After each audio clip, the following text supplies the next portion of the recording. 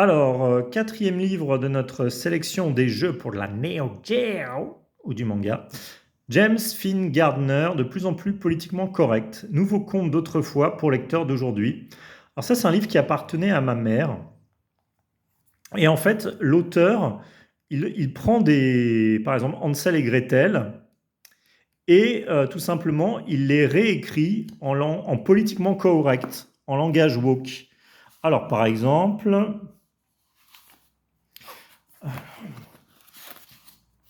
on va lire, le mieux c'est de lire Hansel et Gretel, hop. Alors,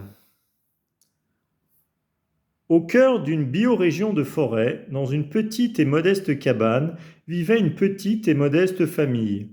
Le père, exterminateur d'arbres de son état, faisait de son mieux pour élever ses deux préadultes dénommés Hansel et Gretel. Il s'efforçait de mener une vie saine et raisonnable, mais les exigences du système capitaliste, en particulier sa politique énergétique irresponsable, travaillaient inlassablement à les étrangler. Ils se trouvèrent bientôt dans une situation économique tout à fait insupportable et dans l'incapacité de maintenir leur train de vie habituel, aussi misérable qu'il est, etc. Donc vous voyez un peu le but, c'est qu'on va raconter l'histoire d'Hansel et Gretel, sauf qu'on va un petit peu se moquer, voilà, il y a le politiquement correct. Par exemple, le père, il n'est pas décrit comme un bûcheron, il est décrit comme un exterminateur d'arbres.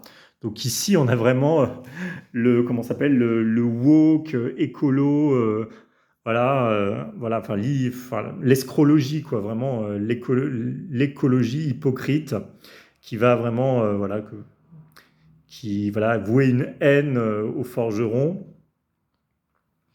Tac, tac, tac.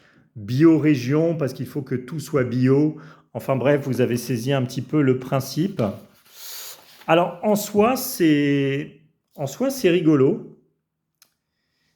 Sauf que c'est rigolo sur un compte et sur deux.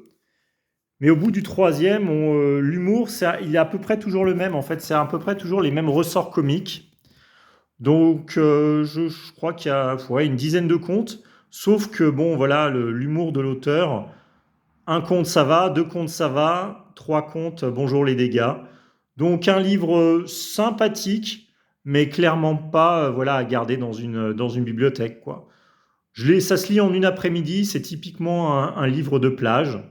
Sympathique, mais voilà, tu ne resteras pas. Voilà, je le vends sans problème. Enfin, essayez de le vendre.